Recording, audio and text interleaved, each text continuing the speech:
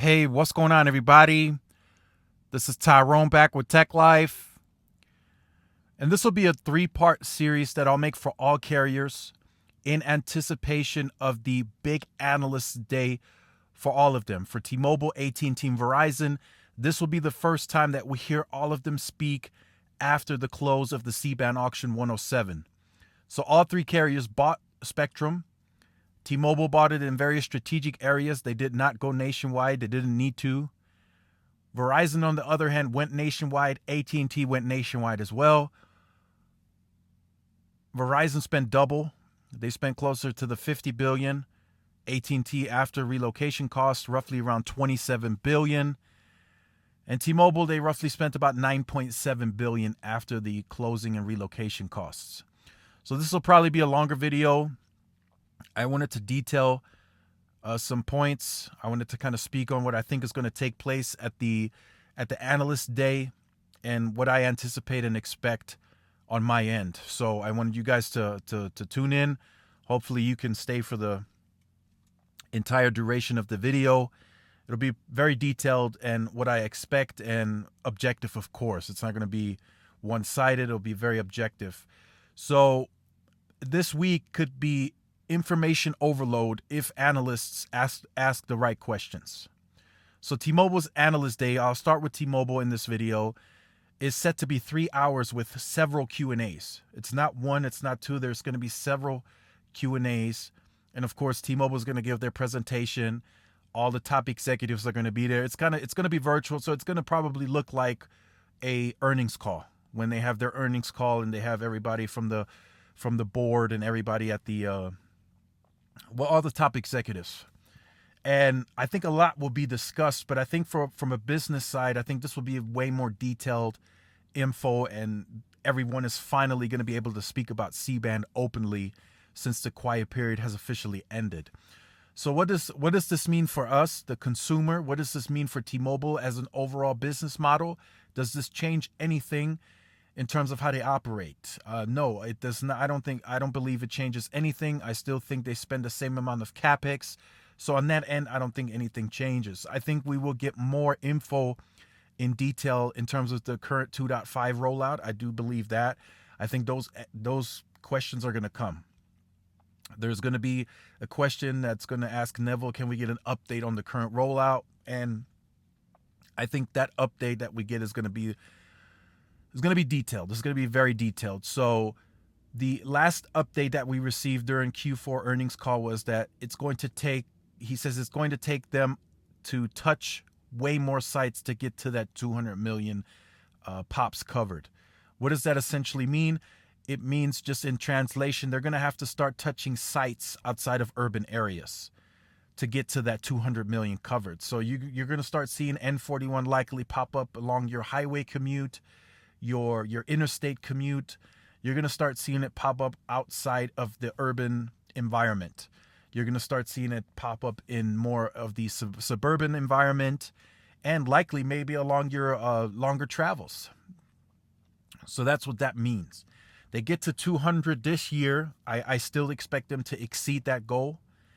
It's just, if you look at the numbers, it just makes sense.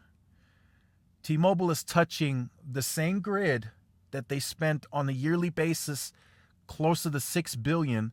They're now touching that same grid with double the money. They went from spending almost $6 billion to spending almost $12 billion. So they have doubled the amount of resources on money to touch the same tower grid. So it just makes sense that they're going to be able to accelerate this. This is going to be their fastest rollout that we've ever seen. Faster than Band 12, Band 71, any rollout for that matter. It's going to be faster. They likely will run into issues with having a shortage of tower climbers to touch sites. That's how that's how fast I expect them to accelerate this year. That's what I expect. I think they're going to run into shortages. I think the permit backlogs will no longer be an issue. I think that's being handled. I'm sure there's some cities and towns that are still objecting, but T-Mobile is clearly taking them to court. Example, San Francisco. They weren't able to upgrade or even get approval for upgrades. That's going to change. So yeah, that's what I'm anticipating. I'm anticipating them to accelerate at a pace unlike ever seen before from them, because they have double the money to touch the existing tower grid that they have now. You may have not seen that yet, of course, because they are working their way through a strategic plan. They're not just randomly going to cities and sites. They're okay, we're gonna touch the top 25 cities, then we go to 50, and then we start expanding out. Again, it's very strategic. So if you have not seen those improvements in your areas, it's coming. They have to work their way through that plan. They're not going to go off the course. They're not going to do it any differently. They're going to follow the exact plan that they set out in the network modeling that they've been working on since 2018. So they've been working on that since 2018 with Neville, John Saw with the network modeling. So there's a lot going on there, and to fully realize that network model, it's going to take some time.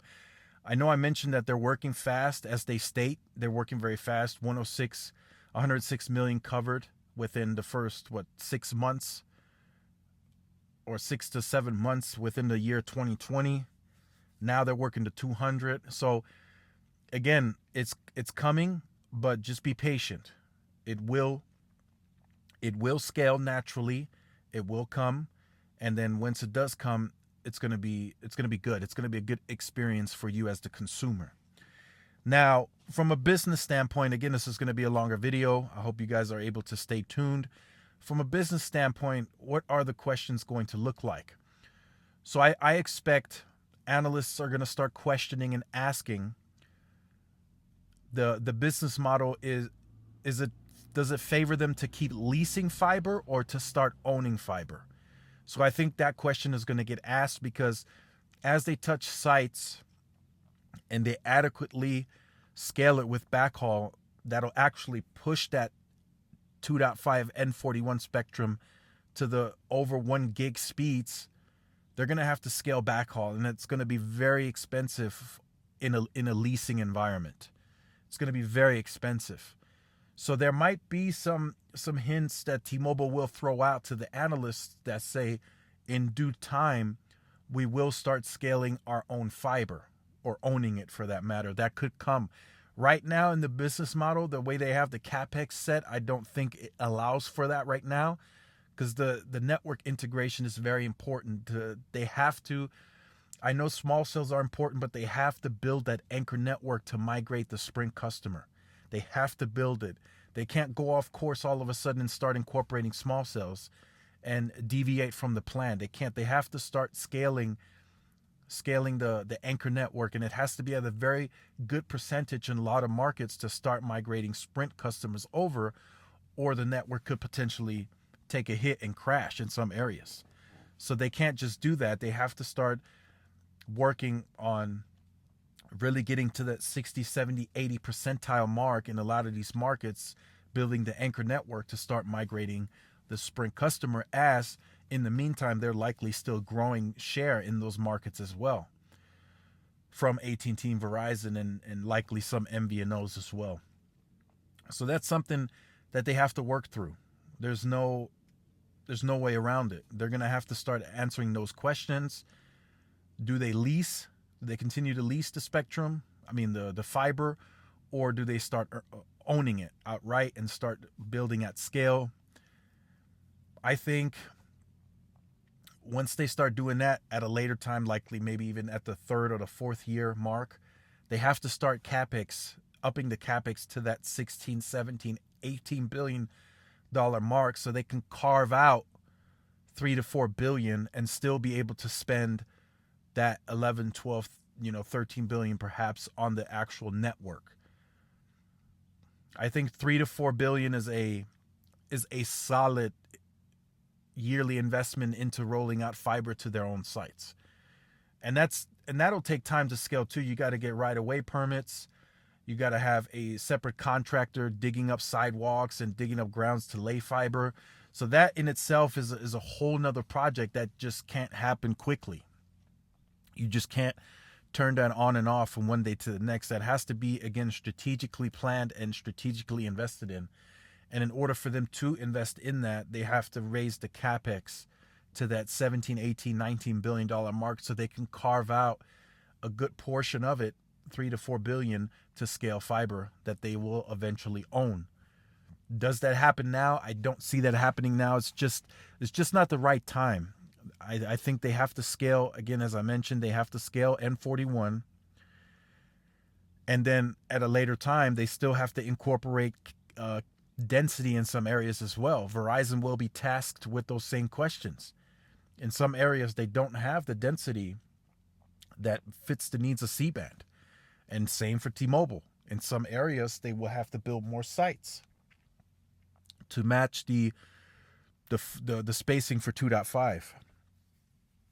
In places like New York City, that's not an issue at all. I've seen videos over the weekend. I mean, they have macros in Manhattan like 1,500 feet apart.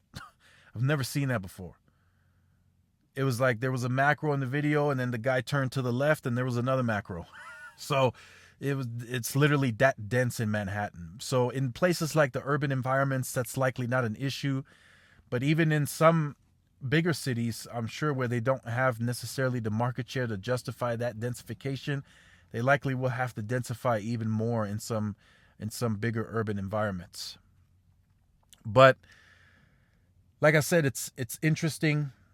It's going to be a very detailed analyst day for all carriers, not just T-Mobile. But another question T-Mobile will likely get asked as well is, what do they do with C-band? They bought, in strategic areas, they bought C-band as well. And they will likely be asked, how do they utilize it? Do they add it on the macros? Do they just add it to the C-RAN small cell?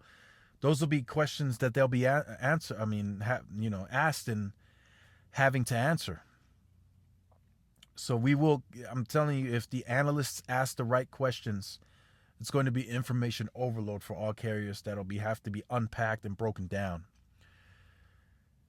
Is T-Mobile's business structure and business plan, as it stands right now, a good one? Yes, for them, it completely works. They are still, after the merger, a growing company that is set and positioned to compete in any environment. That won't change. The margins are not as good as Verizon's and AT&T's, but T-Mobile's fine with that.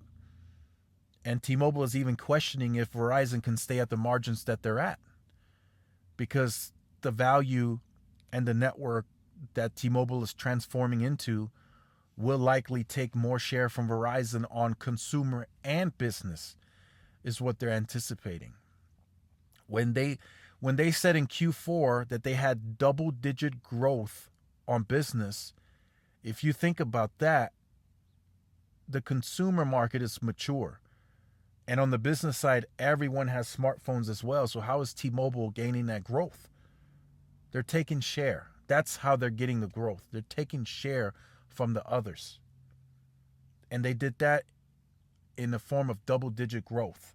So they are taking share, and it's strategic share. They're not taking some of the account. They're not taking a quarter of the accounts. They're taking the whole account. So to them, that's a very strategic account, and they're pulling them.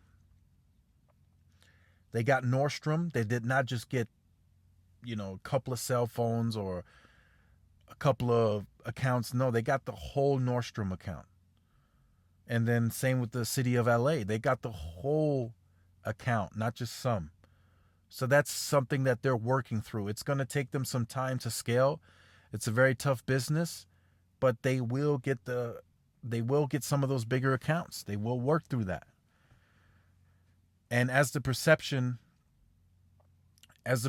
changes and it becomes reality, and people start seeing, oh, T-Mobile does have a better, faster network, or in some cases a more denser network, or just quality of network, and those customers come back to T-Mobile, they are likely to stick around with the customer loyalty, with the team of experts. They haven't even brought that to the Sprint base yet. They're working on that too. They anticipate once they bring team of experts to the Sprint side, the Sprint churn will lower as well. So right now they're still pretty much reporting the churn separate. But they believe once they bring the team of experts, the customer service to the Sprint side, and they start combining the systems, they will lower the Sprint churn as well, drastically lower it. So again, there's a lot of questions that are going to be asked. Hopefully the analysts ask the right questions. Like I said, there will be information overload. But again, I'm going to be there for it for the whole 3 hours. And we'll break it down on the channel in form of a summary. We'll discuss it. There'll be lots of notes have to be taken. And then we'll discuss it. But just like I said, my opinion on it, it still stands. T-Mobile is best positioned against anything that the industry throws at them. Verizon's margins are only allowing them to compete for higher end scaled customers and premium customers. And T-Mobile says in their earnings that they're taking those customers too. Maybe not in an abundance, but they're starting to get those accounts as well. So let me know what you think about that in the comment section down below. I know this was a longer video. Just wanted to get this out there. Verizon and AT&T part 2 and 3 are coming next. And I look forward to reading the comments. This will be the first video to start off the week. And the March 10th is Verizon's at 6 p.m. Since it's so late in the afternoon, theirs likely won't be long at all. It'll be short and sweet. T-Mobile's is on the 11th. That one is 3 hours. And AT&T's is on the 12th. So be looking forward to those summaries and updates. And I can't wait till those days come. If you have been on the channel or you're new to the channel and you have not yet liked, shared, subscribed, make sure you do so. Hit the notification bell so you are notified when I do upload content. Make sure to follow the social media outlets for more updates and interactions. Thanks again for watching. This is Tyrone with Tech Life. I'll see you guys in the next one. Peace.